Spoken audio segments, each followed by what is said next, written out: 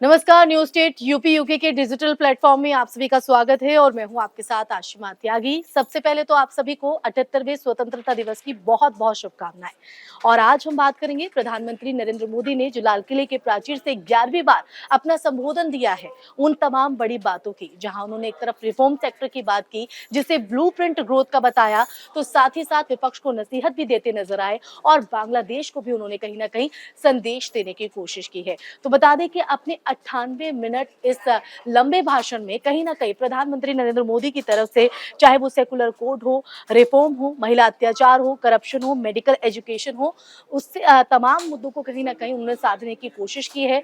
तो ऐसे में ये कोई पहली बार नहीं है, जब जब प्रधानमंत्री नरेंद्र मोदी संबोधन अपना देते हैं तो कहीं ना कहीं वो हर एक मुद्दे को यहाँ पर साधने की कोशिश करते हैं, हर मुद्दे को जिक्र करते हुए वो छेड़ते नजर आते हैं। लेकिन आज की इन बड़ी बातों में सबसे बड़ा, क्योंकि कहा जाता है कि जब जब प्रधानमंत्री नरेंद्र मोदी ने लाल किले की प्राचीर से अपना भाषण दिया है, तो कहीं वो मेक इन इंडिया की बात करते नजर आए, तो साथ ही साथ उन्होंने आज का जो मूल मंत्र दिया है वो है भारत डिजाइनिंग का। उस पर भी हम बात करेंगे। मेरे साथ मेरे सहयोगी सोनी भी जुड़ेंगे इस चर्चा में। और आज क्या कुछ बड़ी बातें इस 98 मिनट के लंबे भाषण में देखने को मिली है, हम उस पर फोकस करते नजर आएंगे और आगे भी चर्चा को बढ़ाएंगे। लेकिन सोनी, बताइएगा आज क्या बड़ी बातें रही प्राचीर से, क्योंकि प्रधानमंत्री नरेंद्र मोदी के भाषण पर सबकी निगाहें थी, इंतजार खासा था और देखिए वही हुआ। उन्होंने भारत डिजाइनिंग की बात की और इस बार कहीं ना कहीं वो झलक 2047 तक दिखाई पड़ेगी।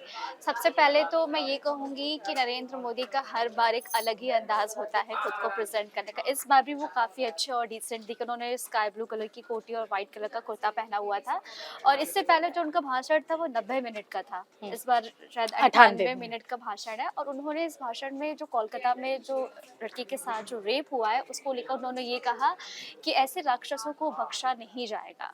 जो भी इस तरीके की हरकतें करता है उनके खिलाफ कार्रवाई की जाएगी। साथ ही उन्होंने युवाओं के लिए भी बात की कि आने वाले समय में 75,000 के लगभग युवाओं को नौकरी दी जाएगी। और अगर मैं और बात देखिए करूं, युवाओं पर कहीं ना कहीं उनका फोकस हमेशा हमेशा से रहा है। हमेशा से और रहा है। ये माना ही जा रहा था कि चाहे वो महिलाओं को लेकर हो या युवाओं को लेकर हो, जैसे कि हम रिफॉर्म सेक्टर की बात करें तो उस पर भी काफी काफी फोकस कुछ रहा, उन्होंने जैसे चाहे वो कृषि के संदर्भ में हो या फिर स्वास्थ्य के किसानों संबंध को में। हाँ। लेकर हो। हम्म। और उन्होंने इस दौरान यूनिफॉर्म सिविल कोड पर भी उन्होंने बात की। उन्होंने कहा कि देश में सर्कुलर सिविल कोड हो, ना कि कम्युनिकल सिविल कोड हो। हम्म। उन्होंने इस पे भी जोर दिया और उन्होंने वन नेशनल वन इलेक्शन के बारे में भी उन्होंने बात कही है। जी। और साथ ही उन्होंने ये भी कहा है कि हमने बाकी देशों से पहले रिन्यूएबल एनर्जी पर काम किया है। हमने सिंगल यूज प्लास्टिक पर बैन लगाया है।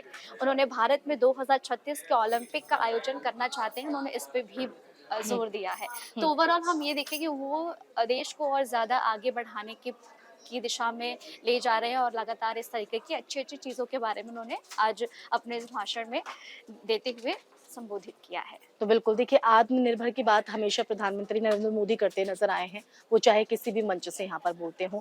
और आज लाल किले के इस प्राचीर पर उन्होंने 11वीं बार अपना संबोधन दिया। और हम जिन मुद्दों की बात कर रहे हैं, चाहे उसमें महिला हो, युवा हो, किसान हो, उन्होंने हर तबके की यहाँ पर बात की और हर तबके को आगे बढ़ाने और 2047 के विकसित राष्ट्र के विजन को भी वो यहाँ पर रखते हुए नजर आए, सोनी। लेकिन अगर हम बात करें तो बांग्लादेश को भी कहीं ना कहीं एक संदेश देने की कोशिश की है, कोशिश की वो उन्होंने भी इस एक दौरान सरल और सॉफ्ट शब्दों में। सॉफ्ट शब्दों में। हम चाहेंगे क्या कहा गया उसके बारे में देखिए, भी। उन्होंने उसमें ये कहा है, अगर मैं थोड़ा पीछे जाऊँ तो उन्होंने ये कहा है कि राक्षस कृत्य वालों को कड़ी सज़ा मिले, पापियों में डर पैदा हो। यानी कि जो इस तरीके की हरकतें करते हैं, उनके लिए हम्म। सज़ा ऐसी होनी चाहिए कि कोई भी इस तरीके की हरकतें करने से पहले 100 बार सोचे, उसकी रूह काँप जाए। उन्होंने इसके लिए बहुत ही कठोर और बहुत ही दंडनीय करने के लिए कहा है। साथ ही उन्होंने कहा कि कोलकाता रेप मर्डर केस को लेकर देश भर में आक्रोश है। महिलाओं के खिलाफ अपराधों को जल्द से जल्द सजा मिले। उन्होंने इसके बारे में भी उन्होंने कहा। साथ ही उन्होंने, अगर मैं थोड़ा-सा पीछे जाऊँ, तो उन्होंने ये कहा है कि वो चाहते हैं कि राजनीति में फ्लैश ब्लड ज़रूरी है और कहा है कि 1 लाख युवाओं को राजनीति में लाना है, लेकिन हम्म। बशर्ते ये कि वो पॉलिटिकल बैकग्राउंड से ना हो। इस पे भी जोर दिया। तो देखिए विकसित भारत संकल्प को लेकर भी उन्होंने कहीं न कहीं ज़िक्र यहाँ पर किया है और कहीं न कहीं उन्होंने हर मुद्दे को साधने की और बांग्लादेश को भी देखिए उन्होंने सीधे तौर पर कहा है कि वहाँ पर जो हिंदू का अत्याचार हो रहा है क्योंकि लगातार उनकी जो माँग है, वो यहाँ पर की जा रही थी कि उन पर जो अत्याचार हो रहे हैं, उनके खिलाफ कार्रवाई हो, उन हिंदुओं को बचाया जाए। तो देखिए उस पर भी कहीं न कहीं सरल शब्दों में प्रधानमंत्री नरेंद्र मोदी बहुत कुछ बोलते नज़र आए और एक संदेश कहीं न कहीं देने को कोशिश की है।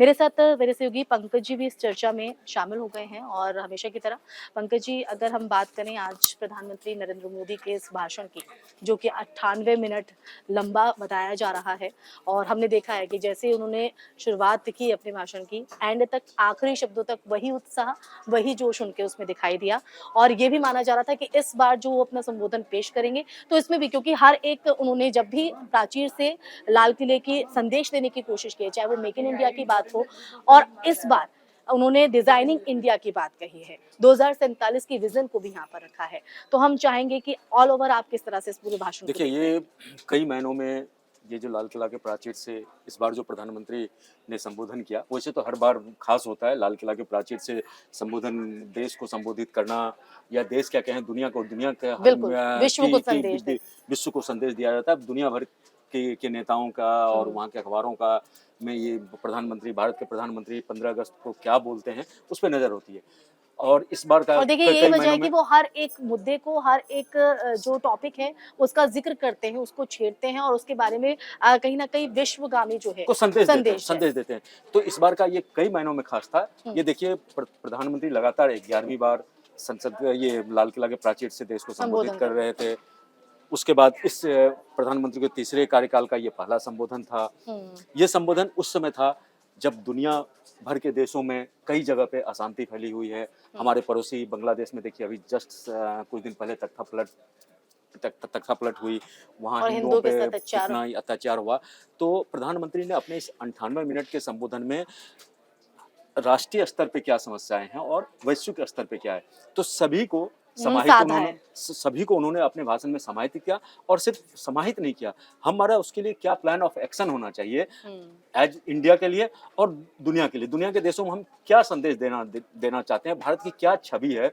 और भारत किस रूप से दुनिया की समस्याओं को देखता है और उसके लिए क्या मतलब नेतृत्व करने के लिए अगुवाई करने के लिए किस तरह से भारत तैयार है खुद को तैयार कर रहा है भारत और उन्होंने एक विजन ये दिया जो भारत आपको ना सिर्फ दुनिया की तीसरी सबसे बड़ी इकोनॉमी बनने जा रहा है बल्कि भारत जो है सो आपको इंटरनेशनल लेवल पे एक ग्लोबल लीडर के तौर पे हम उभर रहे हैं और हम ऐसे नहीं उभर रहे हैं हमारा जो भारत का सभी को समाहित करने के एक जो ग्लोबल अम्ब्रेला वाली जो भारत की छवि है रिफॉर्म सेक्टर की उन्होंने बात की और उसको कहीं ना कहीं ग्रोथ का ब्लूप्रिंट बताया है उसको लेकर आप क्या कहेंगे देखिए देश को अगर विकसित अर्थव्यवस्था में विकसित देश के इसमें जाना है तो आपको रिफॉर्म करने होंगे और हम लगातार देखते आ रहे हैं प्रधानमंत्री की भले ही कई बार आलोचना होती है सब होती है लेकिन प्रधानमंत्री हर बार एक फर्म डिसीजन लेके आते हैं और उस पर देश को एक मार्गदर्शन देते हैं जो हमें इस दिशा में काम करना है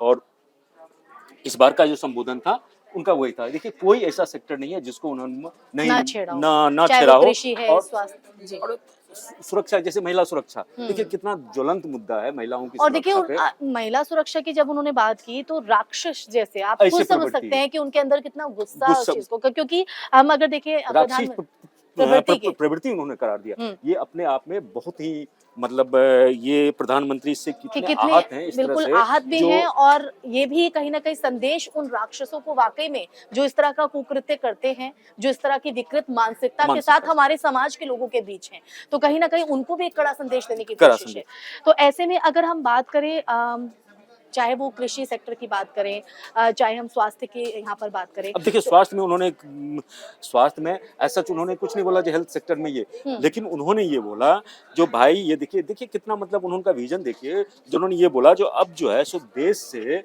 आपके हर साल कम से कम 25 लाख से ज्यादा युवा जो है सो विदेश पढ़ने जाता है ना हर साल हम देश में अगले 5 साल में 75 लाख सीट का ये करेंगे इंतजाम करेंगे तो अब ये देखिए आपको अगर हम ये रिफॉर्म करते हैं तो देखिए देश में भारत में स्वास्थ्य का स्तर कैसे सुधरेगा भारत में स्वास्थ्य का स्तर अगर हम नए डॉक्टर और ये अगर हम बनाते हैं तो निश्चित रूप से स्वास्थ्य का सेक्टर बेहतर होगा। इसके साथ ही साथ जो भारत से जो पैसा का ड्रेन आउट हो रहा है विदेशों में, जब छात्र वहाँ पढ़ने जाते हैं तो हमारे जो पैसे खर्च होते हैं तो वो पैसा देश में ही रहेगा और हम दुनिया के देशों को अच्छे डॉक्टर भी दे, ना सिर्फ अपने देश को, दुनिया के देश को दे सकते हैं। इसके बाद जो युवाओं के लिए मुझे खास ये लगा, जो उन्होंने युवाओं से अपील की, जो भाई हमारा जो लोकतंत्र है वो एक ढर्रे पे चल रहा है ना, अब उसे गर्म खून की जरूरत है। तो उन्होंने युवाओं से किया, जो आप भले किसी पार्टी में जाइए लेकिन आप राजनीति में आइए। एक हमारे देश की राजनीति को एक गर्म खून चाहिए और एक नेतृत्व करने वाला खून चाहिए, तो आप आइए भले यानी। आप और किसी देखिए पार्टी उन्होंने में। एक चीज और भी मेंशन की कि राजनीतिक जो परिवार से आते हैं उनसे अलग जो युवा अलग युवा, अलग वो युवा। आइए। तो कहीं ना कहीं एक इनोवेटिव आइडिया के साथ उन्होंने कहा है कि देश के में विकास में आपकी क्या भूमिका रहने वाली है, एक सामान्य जन किस तरह से अपनी भूमिका निभाते हुए देश के विकास में अपनी भागीदारी निभा सकता है, उसका वो जिक्र कहीं ना कहीं करते हुए नजर आए। तो देखिए कहीं ना कहीं अपने इस 98 मिनट के लंबे भाषण में, चाहे वो एजुकेशन की बात हो, स्वास्थ्य की बात हो, महिला अपराध की बात हो, या फिर देश के विकास की बात हो, या 2047 के विजन की अब बात देखिए हो, कहीं ना कहीं इस भाषण में देखिए इस भाषण में मुझे एक और बढ़िया लगा, जो उन्होंने बांग्लादेश में जो अभी सत्ता परिवर्तन हुआ उसके बारे में उन्होंने कहा, जो भाई भारत जो चाहता है उनके जो पड़ोसी हैं वो समृद्ध हों, वो विकसित हों।